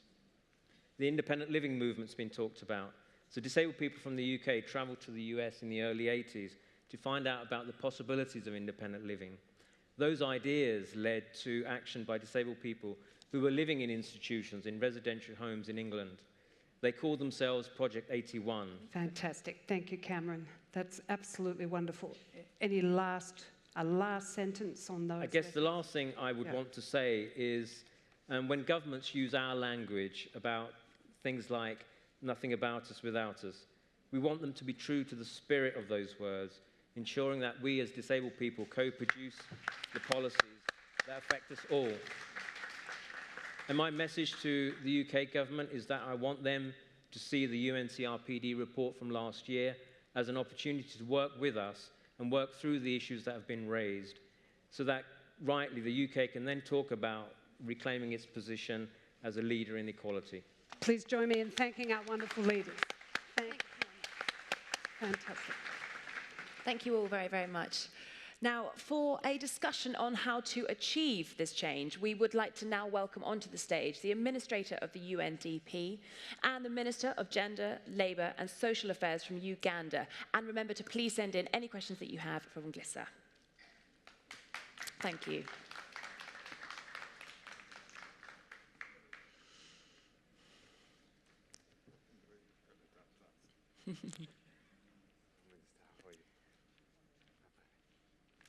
Achim, I'm going to start with asking you a question. We've heard about some of the practices already taking place at the global and at the local level. How can we now raise that bar, and how can we get better partners and collaborate to ensure transformative change? Sophie, I realize that, there is a tremendous time pressure, so I will simply say we've just heard from everyone on the podium here what needs doing. And I, therefore, just want to say, in what we do every day through our presence in 170 countries is to work alongside people who draw our attention to where action is needed. I mean, some of it is, as Kate said, fundamental human rights. We work with many countries on the actual issues of rights for disabled people. It may be about the institutions in which they are very often locked up that need to have attention. It may have to do with accessibility. For example, the right to vote is not simply a right that you enshrine in law. As many of you in this hall know, it needs practical steps. And in our work, I've been fascinated, and if any of you are interested on my Twitter account, you can follow the stories that I've been collecting from people who are working every day in teams, in projects on these issues in 100 countries right now, and I've been amazed at what is coming up there. So it literally ranges from legal empowerment to practical support to helping to build movements. For instance, we have also been very proud of having played an important role with the African Disability Forum, which is now a key voice across the African continent. So these are things that the United Nations Development Programme does every day, not enough, but more and more. And could you tell us a little bit more about the future of the UNDP and how you will work with partners to sort of realise those rights for people with disabilities?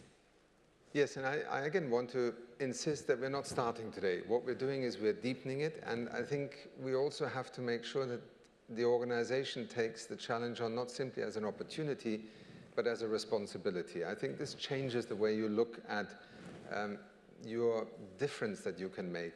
We are an institution that is active across the globe, so we can touch on the lives of people with disability literally in virtually all places on the planet. That's part of the commitment that we have made in our new strategic plan. It is part of what we're contributing to the Secretary General's framework for action.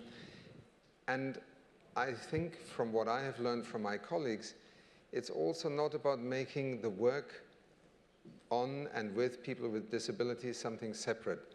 It is part of our mandate to help countries develop in economic, in social, and yes, also in terms that make life for people with disability far easier and empowered. Thank you. Jeanette, welcome. The government of Uganda recently held its own summit where you set out a roadmap to deliver a step change on disability inclusion. Can you tell us about the practical action that you took to eliminate stigma and discrimination in Uganda? First of all, I was raised by a midwife. And as a child, we saw both normal children and disabled children, but my mother handled these children equally. Secondly, our home was next to the School of the Blind, and I saw incredible things that the blind people could do just because they were empowered through skilling.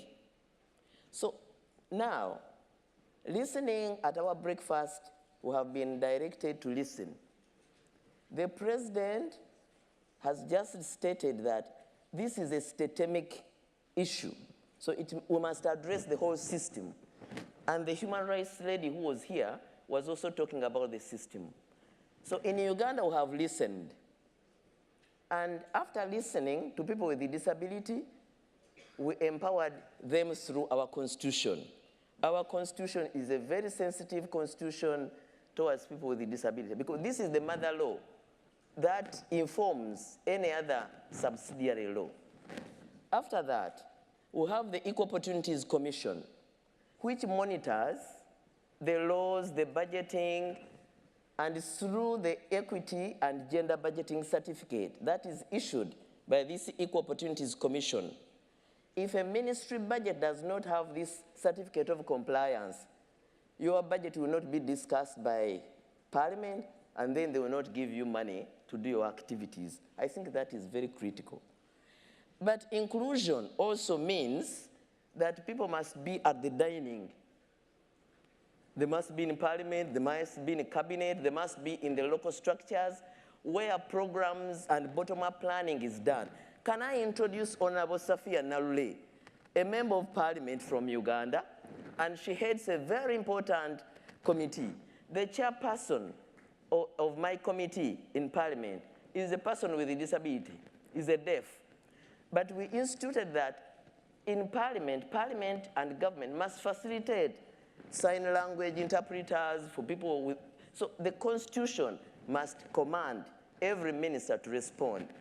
Having said that, we had a very powerful speaker who was blind for the district. And because the speaker is the one who looks at the agenda of the district council, allows issues to be debated or not to be debated, what I'm pointing out here is that let the people with the disability be empowered through education, through socialization, and I invite our social partners and development partners to go and empower the structures and the leaders that have been elected in those structures to perform, because you cannot participate if you are not empowered. That is a recommendation from Uganda to the meeting. Secondly, I think ICT is critical. And I invite all the people with a disability to demand from government rather than social society, because they are part and parcel of the citizens. But if you are not empowered, you cannot do what you are required of. Let me give another example. We have a very brilliant lawyer. Oh, Honorable Safia Narule, sorry, I did not see that you have come. So we have 5 members of Parliament elected. One of the pioneer members of disability who started on affirmative action is now on a national constituency. I'm happy to see a member of Parliament from Kenya pursuing in the East African community that people with a disability must be included. Finally, I was saying that having listened, we must legislate. So regulation and legislation will empower, will include everybody. And the fact that disability is a cross-cutting issue, it must be mainstreamed. So we must mainstream, we must tackle cultures, because it is the mothers who socialize, the aunties, the grannies. So our cultures must be empowered to appreciate. So that goes into money spent to sensitize the custodians of culture, the social sector ministries. Yes, infrastructure is okay. But if you don't know that a right exists, you cannot take it. You can take a right if you know that it exists. So I'm inviting our development partners and our social partners to consider mobilization of people with disability, to have this information and knowledge in order to effectively participate. Thank you very much. Thank you very much. Empowerment is definitely key. I think we have time now for a question from Glissa. It's great to hear about commitments to inclusive data. How can we ensure children with disabilities, who are usually hidden away and hard to find, are included in this ambitious commitment? So that can be addressed to you, Janet, or Achim? Yes, because you know, Uganda has a governance structure that starts at a village. We have recently concluded our elections of the village councils. But we have also a structure specifically for women, people with disability, the youth. After you have been elected, you just join the other structures. And on every structure of a local government, the vice chairperson of that council is in charge of children affairs, culture, and family. But the structure provides 60,000 leaders. For me as a minister, when I'm battling with the policy implementation and so on, and the resources, all of you know that social sector is the least funded. I would invite somebody who would empower my 60,000 leaders at the village to do exactly what is being done. Let me give you one example. Recently, when we were doing our pre-summit meeting, it was really shocking that while government has spent money to buy braille facilities for the blind children, we have a national school where I'm struggling to get these facilities, but the Ministry of Education has broadcasted braille materials in schools even where there is no single child who is blind. So I'm having a discussion with my members of parliament and the district leaders. Can we map using DFID data desegregated by physical disability, that we can map to guide the ministries in where to spend the money and where not to spend? So data desegregated by disability is critical, but also use of this data is critical. Coordination of the structures, both the NGO, the disability movement structures, with government, with parliament, with everybody. I think coordination, monitoring, and evaluation is the key. Achim, very quickly, do you have anything you would like to add? Small example, I mean, just to echo the minister's view, first of all, national censuses, the availability of data in general, but then, interesting enough, who actually does something with that data? And there was one example that struck me from Moldova, where we worked together as UNDP and other UN entities in helping to set up an ombudsman office for people in psychiatric hospitals. And interesting enough, in a short period of time, this ombudsman received 12,000 submissions from thousands of patients. And part of that raised political attention, first of all, what was happening in those institutions. Secondly, just over a few years, the number of hospital beds in these closed psychiatric wards were actually reduced by 40%. So back to the point that was made. So it's a good example also, you know, nothing about us without us, so to speak, needs people who actually then do something with the data also. Thank you both. Thank you both very, very much. We'll end the session now. Thank you. Thank you very much. Thank you, Minister. Very nice to meet you. Let's clap for them again.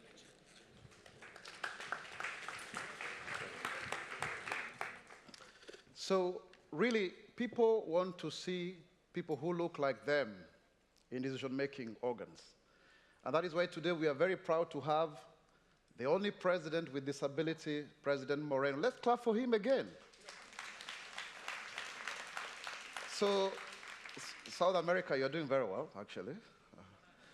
Kenya, we have members of parliament, 3 ladies, Honorable Denita Gatti, Honorable Gertrude Msuluve, Honorable Rose Museo, Honorable Janet Teya, and others. We are actually 7 members of parliament in the Kenyan parliament. And also, I happen to be the first person with albinism in my country to become a member of parliament. This is also very important. Now, so representation really counts. If you're not at the table, you are on the menu. That's the truth.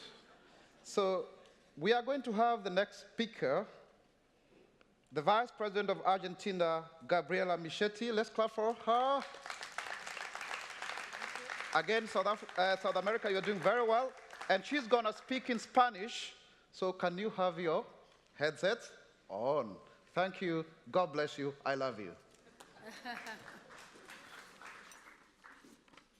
Okay.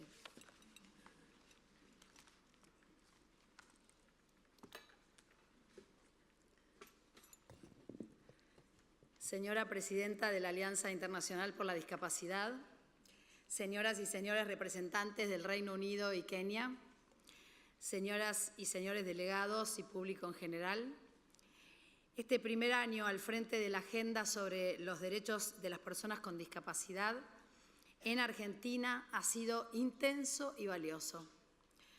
En este periodo nuestro objetivo fue estar más cerca que nunca de las personas con discapacidad, incluyendo las agencias de cooperación internacional, la sociedad civil, las organizaciones de personas con discapacidad, así como las agencias de Naciones Unidas y todos los niveles del gobierno, nacional, provincial, municipal.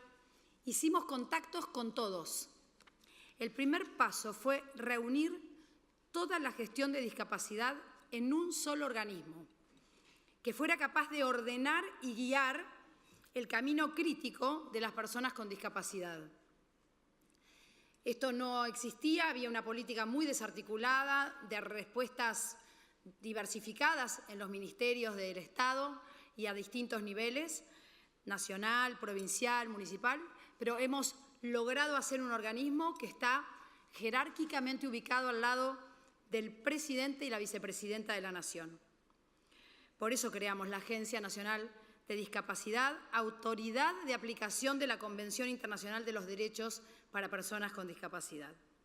En Argentina es posible la participación efectiva de las personas con discapacidad en el proceso de toma de decisión, artículo 29 de la Convención, gracias a que el rumbo democrático no detiene su marcha, porque ni nuestros derechos civiles ni nuestras preferencias son cuestionados por el poder de turno.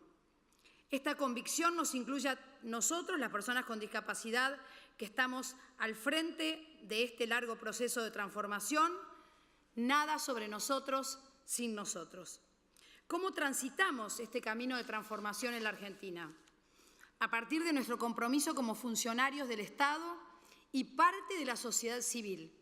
Diseñamos un Plan Nacional de Discapacidad 2017-2022, que entre nosotros se compromete en las líneas que propone esta cumbre. Con los derechos humanos como guía, hacemos hincapié en 5 ejes: la igualdad, el trabajo, la educación, la cultura, educación y cultura, accesibilidad y salud. Participar en este panel de estigma y discriminación consolida nuestro esfuerzo hacia la abolición de la discriminación en todas sus formas. Entre otras iniciativas, hemos creado un medio de comunicación que se llama Vidas Reales, para cambiar la forma en que las personas con discapacidad son mostradas en los medios tradicionales y construir una nueva cultura de la discapacidad.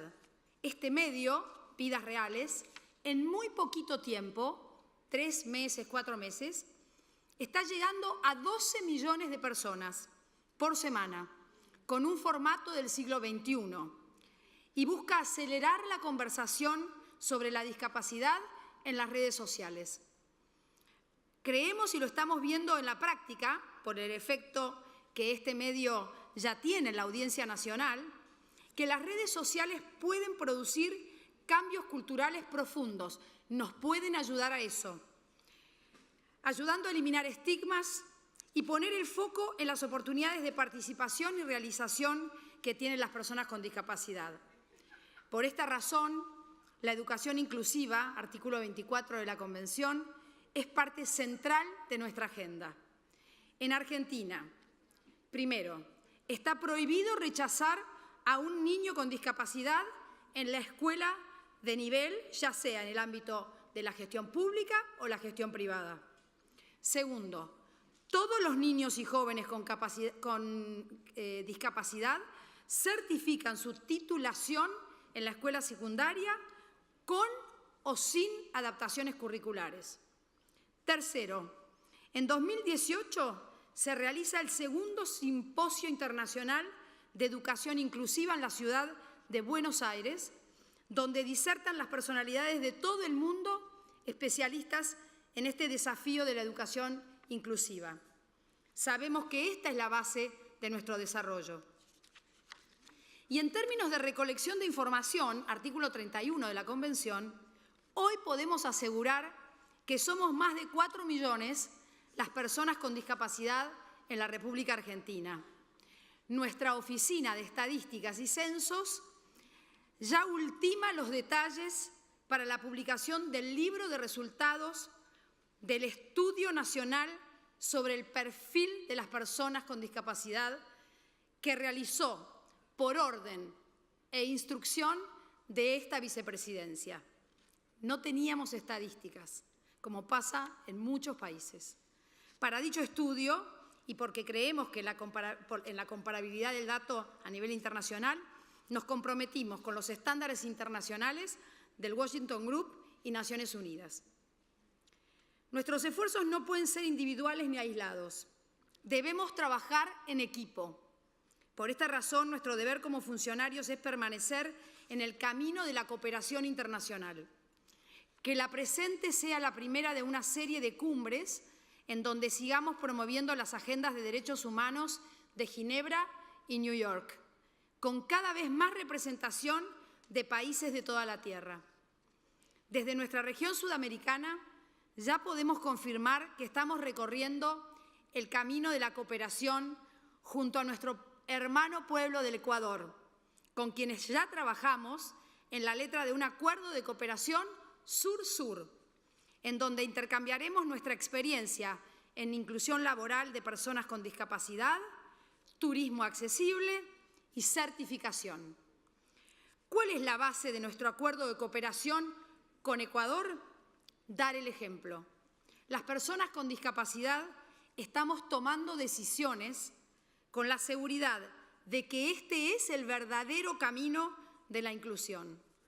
A su vez, y también en este sentido, estamos avanzando a paso firme en la agenda regional con la Secretaría Iberoamericana en todos los compromisos asumidos frente al Alto Comisionado y la rendición de cuentas al Foro de Alto Nivel sobre los Objetivos de Desarrollo Sustentable, en natural concordancia con nuestro Plan Nacional de Discapacidad, siempre mirando ese plan para que sea compatible, para que sea controlable a través de los Objetivos de Desarrollo Sustentable. A modo de cierre, les agradezco a todos mis compañeros de panel que recién bajaron, Isaac, Achim y Kate, quienes día a día pelean por abolir la discriminación en todas sus formas, tanto en sus países como en la comunidad internacional. Primero, los derechos humanos y la diversidad.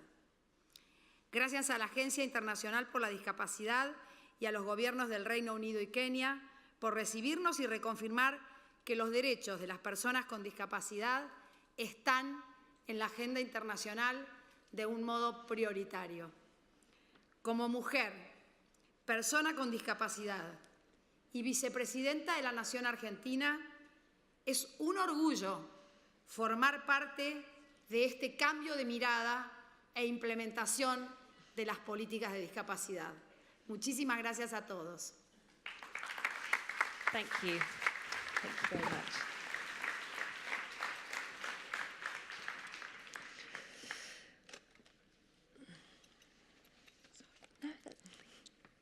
Thank you. Well, that brings us to the end of this session. Now, in Plenary 1, we have seen that dignity and respect are at the heart of achieving real change, and that change is achievable. As we will see next, it also requires leadership, collaboration, and creativity. Next, please will you welcome Tim Shriver, who is chairperson of the Special Olympics. Thank you very much.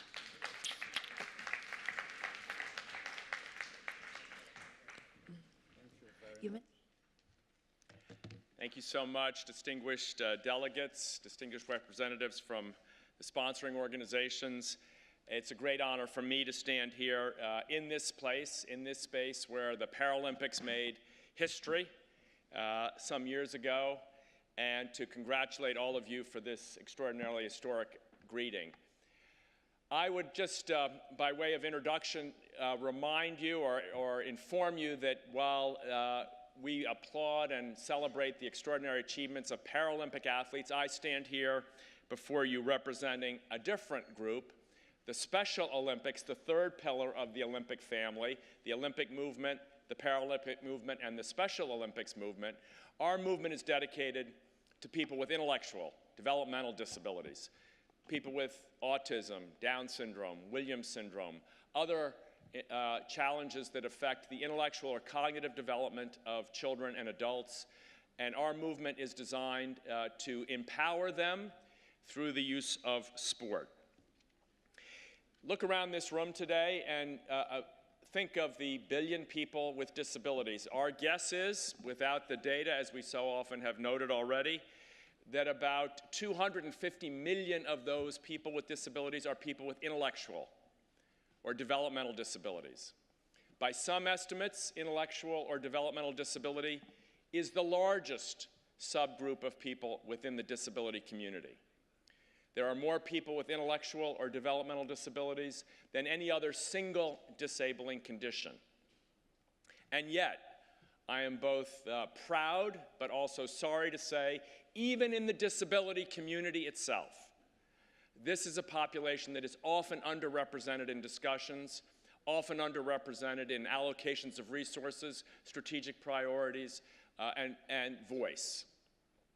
Some years ago, many of us in the intellectual and developmental disability world suggested that organizations commit, developing organizations commit 3% of their resources to people with intellectual and developmental disabilities because they represent 3% of the world's population. Perhaps an unrealistic goal, but nonetheless a trigger, an invitation, a challenge.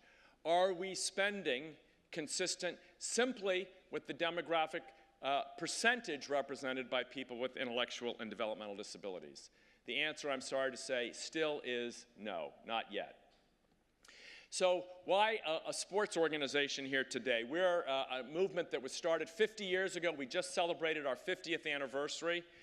And we're confused often, as I say, with the Olympic Games. We're the movement that is in 172 countries, has over 6 million participating athletes every year, over 100,000 games at community and village level every year around the world. So we're the Olympic movement that is in your community today, in your neighborhood, in your village. We're the Olympic movement that is trying to challenge the status quo with the generous hearts necessary to change it. We're the Olympic movement that is the largest provider of public health services to people with intellectual disabilities. We do over 200,000 health screenings a year. So for those of you interested in changing the way in which health care services are delivered to people with intellectual disabilities, the platform offered by our movement is quite large. We're the Olympic movement that is putting unified and inclusive sports programs in schools. We're the Olympic movement that is providing early childhood care centers under our Young Athletes program with the capacity to include people with intellectual and developmental disabilities. In some ways, we're the Olympic movement that doesn't even like the word disability. I hate to be oppositional here, and I don't mean it that way, but maybe we're moving all of us toward what science would actually tell us, which is a neurodiversity worldview where different abilities are the words we want to hear. The prefix might be changed someday from dis to diff. I don't know how that translates in other languages, but it's something for us to think about, to provoke the idea that we need a movement not just for people with disabilities, but from them.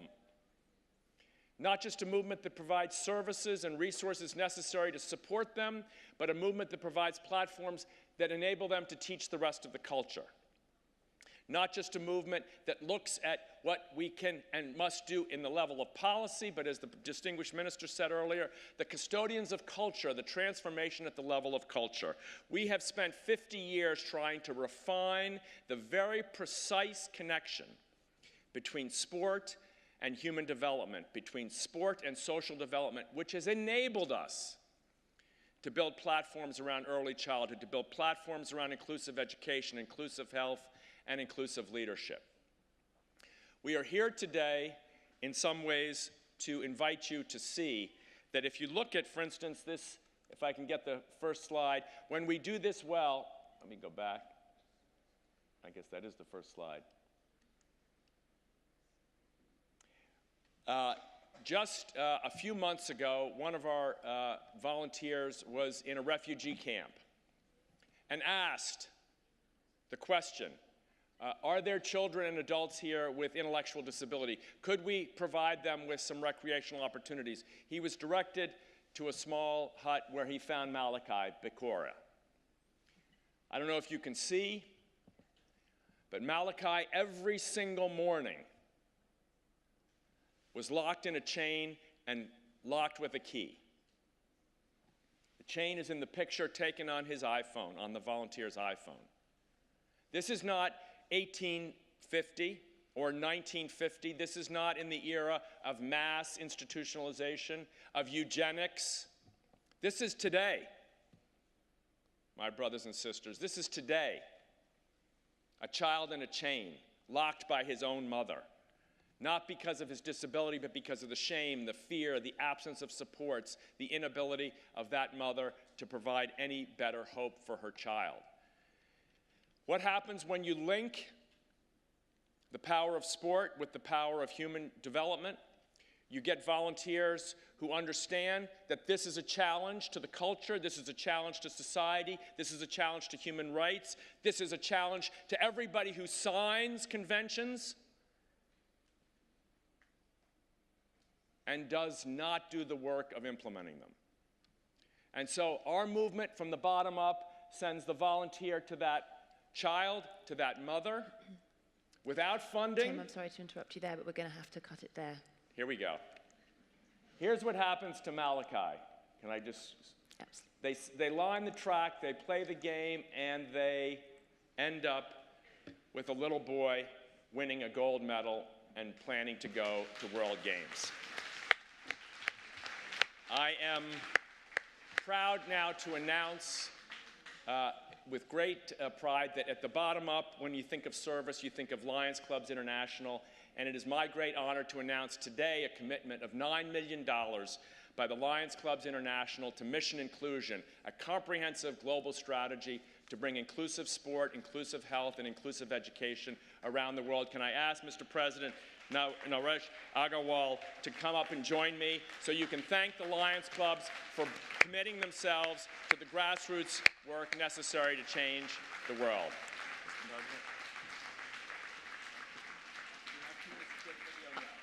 Do we have time to show the video? Anybody want to see a really fun video about what sports can do to change the society? We have time to play the video. It's very recent. Just if we have time to play the video.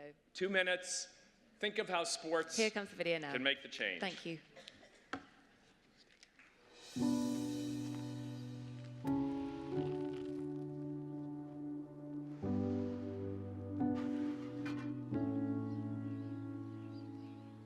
I am not a stranger to the dark. Hide away, they say 'cause we don't want your broken parts. I've learned to be ashamed of all my scars. Run away, they say, no one will love you as you are. I'm asking you, athletes, to show the world what it looks like to lead from the heart. Franny, do you have a message for all the athletes? I love you. Look out, 'cause here I come, and I'm marching on to the beat of drum. I just want to make my family proud. I feel so happy to be to compete with a group of guys that I love. They said I would never walk, jump, or run. I just proved them all wrong. You did good.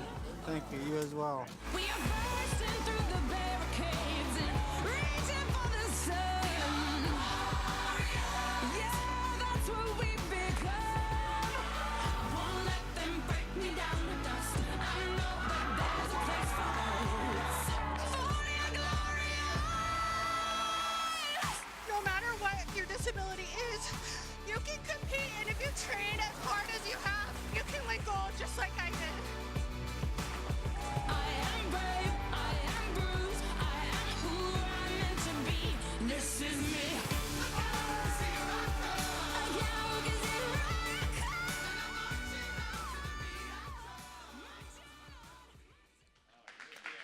Thank you very much. Thank you, Mr. President, and thank you all. Thank you, Tim. Okay, now we are running a little bit behind, as you might have guessed. The spotlight sessions will be starting shortly, and you'll hear announcements to tell you when that will be. So we will be back here at 3 p.m. sharp. It's time for a break now. In the meantime, could you please enjoy your lunch? There will be a screening of The Silent Child in Spotlight Room 1 if you want to catch that. Otherwise, we'll be back here 3 o'clock sharp. Thank you.